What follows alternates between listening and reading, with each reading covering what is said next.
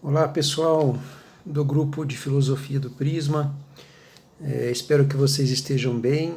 Estamos ainda vivendo esses dias difíceis, mas com muito cuidado e atenção nós vamos superá-los e logo logo, se tudo der certo, se Deus quiser, estaremos juntos novamente. Por enquanto, vamos continuando aqui com as nossas aulas virtuais, os nossos encontros, né? A gente não gosta de utilizar o termo aula, e vamos dar sequência às nossas reflexões sobre o Spinoza.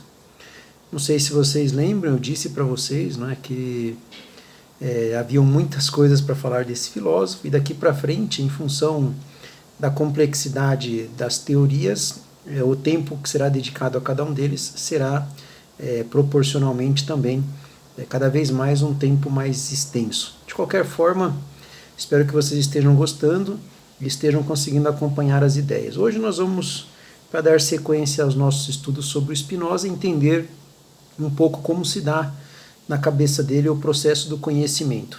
E, progressivamente, logo em seguida, daremos continuidade aos nossos estudos. À medida que nós formos avançando, eu vou posicionando vocês sobre os temas. O primeiro deles é o conhecimento dentro da filosofia do Spinoza. E o conhecimento para o Spinoza, ele começa com o que ele entende por ideia. Então, o que seriam as ideias para o Spinoza? Para o filósofo Spinoza, há uma correlação direta e inquebrantável entre as ideias que nós temos e a sua expressão corpórea, ou seja, para cada ideia que nós temos, no contexto da natureza, da criação, daquilo que existe no que diz respeito à materialidade, existiria o seu correlato. Essa ideia entre uma relação direta e inquebrantável entre as ideias e as coisas vem da concepção de ser humano que o Spinoza crê, que é a concepção dual, onde existe na constituição do humano o elemento alma e o elemento corpo, e ambos convivendo, né, simultaneamente e dando sentido àquilo que é o ser humano na sua concepção. Isso ele transporta para a sua reflexão sobre o que é o conhecimento, e ele entende que toda ideia possui o seu correlato no contexto da materialidade, no conceito das coisas corpóreas. Bom, dito isso, nós podemos então afirmar, sem nenhum tipo de equívoco e de medo, que para o filósofo Spinoza, tanto ideias quanto coisas não são nada mais, nada menos do que a expressão, ainda que com um formato, com um rosto, com uma cara diferente, da mesma realidade, que é expressão, por sua vez, do que ele chama de conhecimento. Nós, ao pensarmos que cada ideia possui o seu correlato corpóreo, físico, nós devemos entender que o conhecimento humano, portanto, ele talvez esteja vinculado única e exclusivamente à percepção dessa existência ideal barra corpórea e à percepção de que essa existência, sendo da forma que pode ser identificada, ora, como sendo uma existência que produz um conhecimento falso, ora, como sendo uma existência que produz um conhecimento que nós podemos chamar de verdadeiro. Bom, como nós poderemos saber que o conhecimento que adquirimos sobre a coisa é verdadeira ou é falsa? É bem simples. À medida que nós entendermos que aquilo que adquirimos como conhecimento das realidades ideais barra corpóreas expressa uma realidade que é, do ponto de vista da percepção daquilo que é necessário para a continuidade da existência do ser humano, então nós estaremos frente a frente com um conhecimento verdadeiro. À medida que nós percebermos, analisando a existência das coisas, ideal barra corpórea, que essa existência ela é inútil para a preservação da vida humana, nós estaremos frente a frente com um tipo de conhecimento falso, ou no mínimo frágil. Para, de alguma maneira, salientar ainda mais isso que ele entende como conhecimento, o Spinoza divide as formas pelas quais conhecemos em 3 níveis. O primeiro nível de conhecimento do ser humano, e entendam como primeiro não o mais elevado, mas o mais superficial, é o que ele chama de nível da opinião e da imaginação. O segundo nível de conhecimento, portanto, um pouco mais conceitualizado, um pouco mais profundo, ele chama de nível do conhecimento racional. E o terceiro nível, que seria o suprassumo do conhecimento, ele chama de nível do conhecimento intuitivo. Vamos ver rapidamente o que significa cada um desses níveis. Em primeiro lugar, nós vamos explicitar um pouco melhor o que é para o Spinoza o nível de conhecimento baseado na opinião ou na imaginação, que seria, como eu disse antes, o nível mais básico. Bom, esse primeiro nível de conhecimento, o nível da opinião, o nível da imaginação, para o Spinoza, sempre nos conduzirá a percepções da realidade que são confusas e vagas, e ligeiramente vagas, muito genéricas, bastante desprovidas de fundamento. Por quê? Porque o nível da opinião e da imaginação lida com as percepções sensoriais do ser humano, pensemos nos 5 sentidos, e também com as imagens geradas pela nossa criatividade, pela nossa imaginação fértil. Né? Essas referências desse primeiro nível de conhecimento, elas indicam para o Spinoza que se trata de um conhecimento, se comparado com os demais, mais fragilizado. Não é? Curiosamente, o Spinoza enquadra nesse nível de conhecimento aqueles conceitos que são entendidos como sendo conceitos universais, como, por exemplo, árvore. Quando eu digo árvore, eu aponto para qualquer uma dessas realidades, todos entendem do que eu estou falando, e mesmo não apontando para nenhuma delas, todos entendem do que eu estou falando, porque o conceito de árvore ele é um conceito conhecido por todos. Agora, ao dizer eu vi uma árvore, e não especificando qual espécie, qual subgênero, todos as espécimes de árvores ficam enquadrados em um mesmo conceito. Isso é o que seria universal. Outro exemplo bastante fácil de ser compreendido é o conceito de animal. Quando eu falo animal, e apenas falo animal, eu não explicito, né, de que família estou falando, de que gênero estou falando, portanto isso é o que dá ao conceito animal uma conotação universal.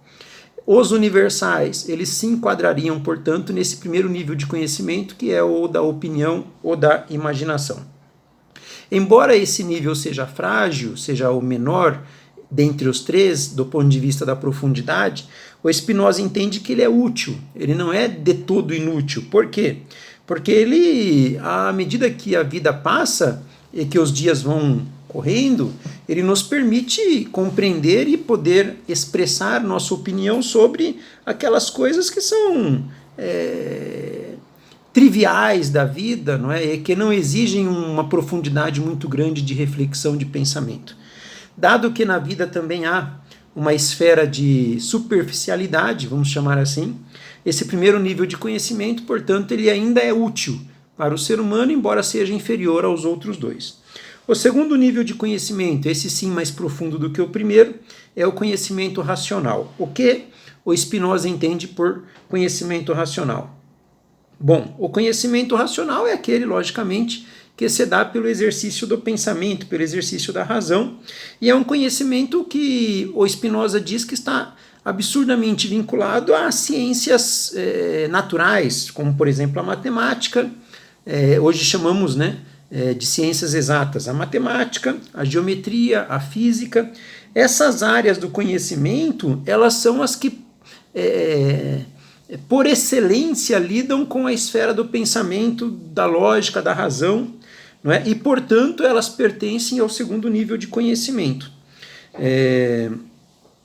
Diz o Spinoza também que esse segundo nível de conhecimento, por lidar com o pensamento, com a razão, com a lógica, ele é um nível de conhecimento que lida com questões que são comuns a todos os homens, porque o Spinoza entende que todo homem é passível de conhecimento racional, que todo homem exercita a sua condição como ser pensante. Portanto, qualquer descoberta que alguém faça num contexto da matemática poderia ter sido feita por qualquer outro ser humano no exercício livre do seu pensamento, da sua razão. Ela nos aproxima, a matemática e esse segundo nível de conhecimento, daqueles conceitos que são comuns a todo homem, a toda mulher, no exercício do seu pensamento, no exercício da sua condição como ser racional. Bom, isso por si só já seria muito, não é? Para que nós pudéssemos diferenciar esse segundo nível do primeiro. Mas, além disso, também é preciso entender que essas ciências que estão presentes nesse segundo nível, elas lidam com aquilo que já o René Descartes havia alertado a nós, de que quanto mais clara e distinta for a ideia, mais próxima da veracidade ela estará, mais próxima da verdade ela estará. E é a essas noções que nos conduzem essas esferas do conhecimento, a física, a geometria, a matemática, e, num contexto maior, o segundo nível chamado pelo Spinoza de nível da razão, ou nível do conhecimento racional. O terceiro nível de conhecimento é chamado por ele, nós já vimos aqui, já disse para vocês, de conhecimento intuitivo.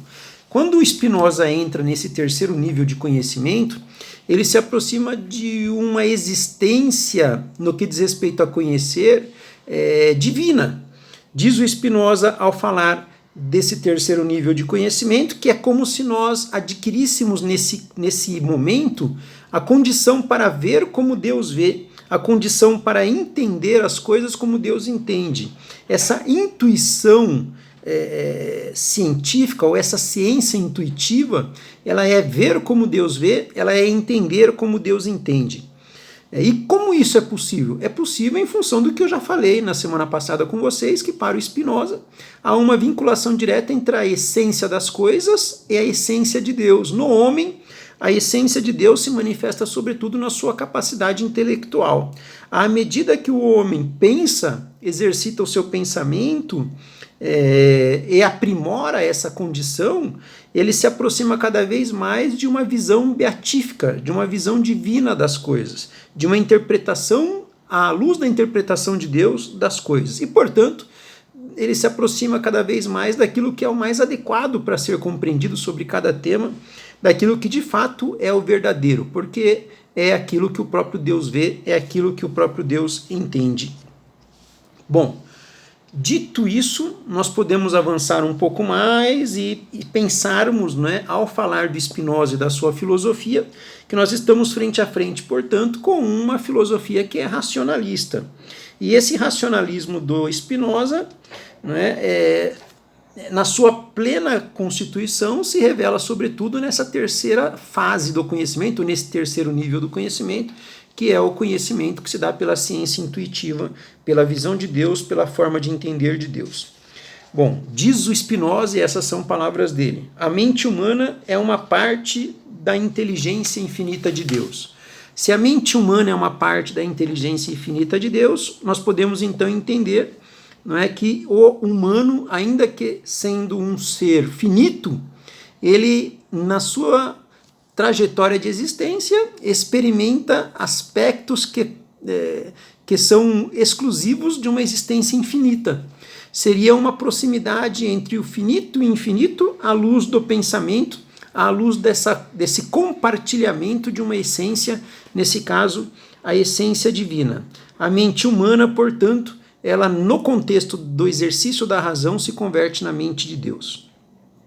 Bom, toda ideia que nós, os humanos, compreendemos e elaboramos, que tem um reflexo, né, um correlato, uma correlação com realidades do contexto dos corpos, com realidades corporais, ela pode ser vista como adequada, como perfeita, ou como inadequada e imperfeita. A inadequação ou adequação, a perfeição ou imperfeição, a veracidade ou falsidade das ideias está intimamente ligada, né, à presença maior ou menor na ideia da visão de Deus, da forma de entender as coisas de Deus.